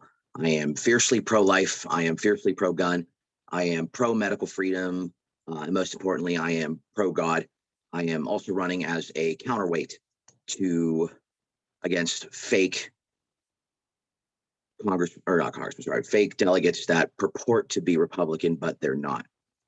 I wasn't recruited to do this. I'm doing this because I'm tired of spineless Republicans and establishment drones just doing whatever fits their will at the moment, or not being able, not having the character to stand up and defend their beliefs. So I'm doing this because I'm unapologetically conservative, and I think the people of my district deserve a voice like that.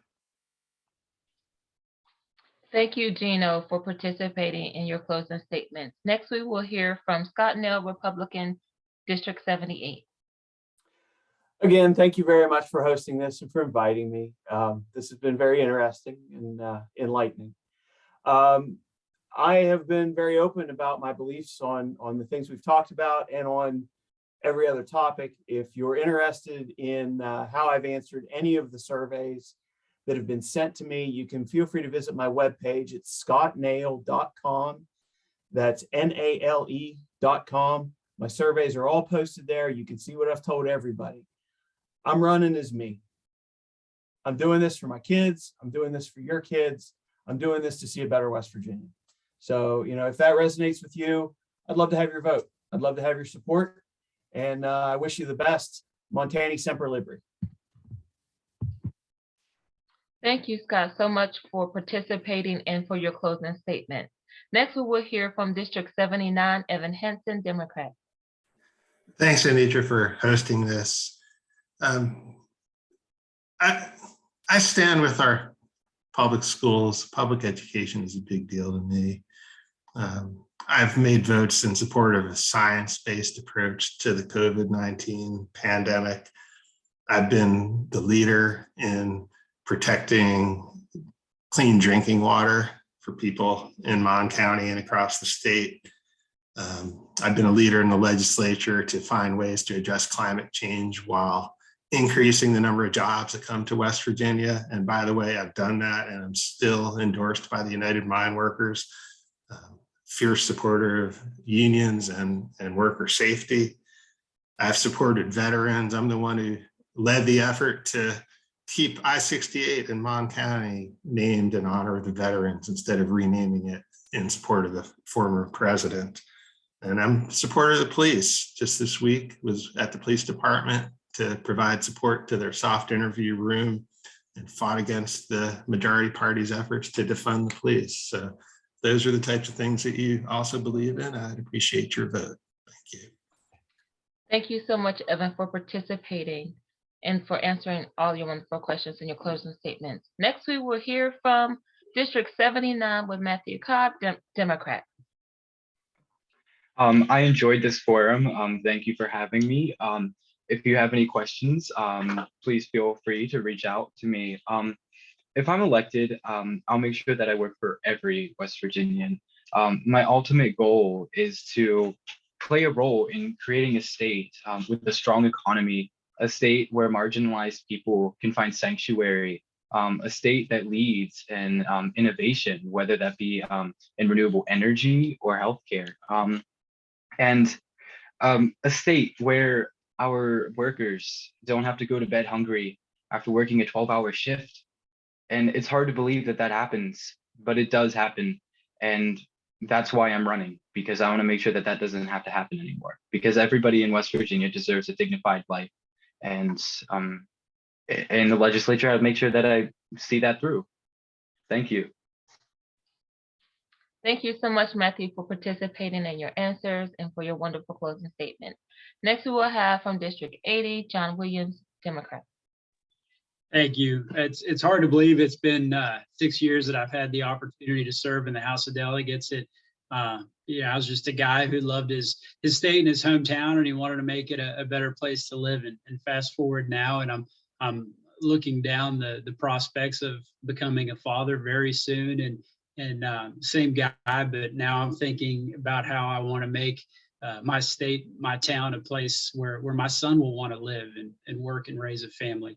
Over the past 6 years, I've protected tens of millions of dollars for the Health Sciences Center.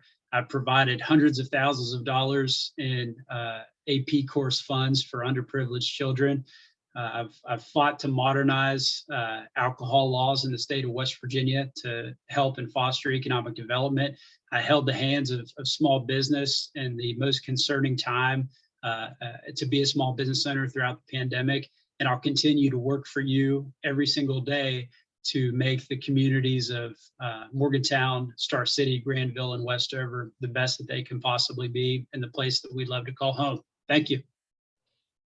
Thank you, John, for your wonderful answers and for participating in your closing statement. Next, we will hear from District 81, Danielle Walker, Democrat. Thank you for hosting this forum. I want to start out by saying I am very appreciative for serving in the House for 4 years, and I hope to do that again this election. I do not have a primary, but we are still standing and we are still serving Mountaineers. I choose Mountaineers as I chose to stay in West Virginia. It is my second chance home. In the 4 years that I have served, I have learned from many folks from different walks of life. And so that's where One Love comes from, where I am inclusive to all. I don't mind sitting and having an uncomfortable conversation and being an active listener and making sure that I am introducing policy for the people, by the people, including the people. The mantra of for us, by us is seen throughout the policies that I introduce, and I will continue to do that as we stand together. Thank you, Danielle, for participating, for your wonderful answers, and for your closing statement. Next, we will hear from District 82, Katie Fallon, Democrat. Thank you, and thank you, Anitra, for hosting this forum, and to all my fellow candidates for stepping up and running for public office. I mean, this is a difficult thing to do. It takes a lot to put yourself out there and go on Facebook Live and answer questions that you're not sure what they're going to be. So I have a lot of respect for all of you out there, and everyone who took the time to watch tonight. I'm running for office because it's the simple desire to make the world a better place, to make the community a better place. I love my community. My favorite places in the world are right here in District 82. I love my kids, and I want to show them that their mom can run for office and help make the laws for the state of West Virginia. I want to work to make the future brighter for everybody here. And thank you very much for listening tonight. And I would really appreciate your vote in November. Thank you, Katie, for participating in your wonderful answers and your closing statement. And last but not least, we will hear from District 82, Drew Talbott, Republican. Thanks for hosting this forum tonight. Very informative. I learned a lot. And second of all, congratulations, John, on the child. Awesome news. But I'm running because I want to be a voice of the people who feel like they don't have a voice. I am a strong Second Amendment supporter. I want to protect the Second Amendment. West Virginia is a great leader with it. I want to keep medical freedom alive. People should not lose their job, their livelihood, because they don't want to wear a mask or take a vaccine. I want to be a voice for the younger generation too. I mean, I'm 20 years old. I'll be 21 in beginning of May. I done a lot in my short 20 years, but I also think we need to start running the state like a business. I mean, we need to make money in this state and we got to do it now. But thanks everyone for watching. Thanks everyone for listening. And if anybody has any questions, I'm completely open to listening. Please message me on Facebook. You know, we'll have a call. We'll meet in person. We'll have coffee, whatever it is. If you had a question, want to talk, let me know. Thank you. Thank you, Drew, for participating in your answers and your closing statements. We want to take the time to thank all of the candidates for taking time out of your busy schedules to inform the public on your platforms. We appreciate all of your efforts to be of service to our communities. I do hope and sincerely pray that who's ever elected, whether Democrat or Republican, that you're able to continue to reach across the aisle and work together on the benefit of the people of West Virginia and make West Virginia a priority, that we can begin to see the outcomes that we're talking about today become a reality for our state, and that we can grow stronger as a state, economically, socially, and in our love and strength as being true mountaineers. We thank each one. We also want to continue to encourage everyone to register to vote. Again, there's information on the screen. You can go to vote411.org. For tonight's recording, immediately following, it will be posted to the League of Women Voters YouTube page, and that is located, the website for that is lwvmorgantown.org/YouTube. Also, we want to remind those of early voting.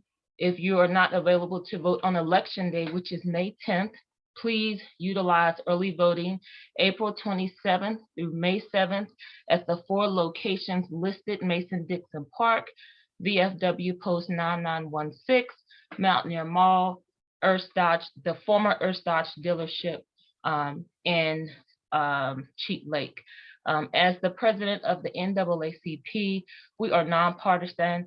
We work on both sides of the fence. So whoever is elected, I look forward to working with you to see some of the things that we talked about today come to pass, and that we can hold hands together to see a better West Virginia. Again, we thank everybody for participating, and I applaud everyone's effort for taking the courage to not only run, but have the strength to see a better West Virginia come to pass. Thank you, everybody, for tuning in. And again, we wish you all well with your platforms. Have a good night.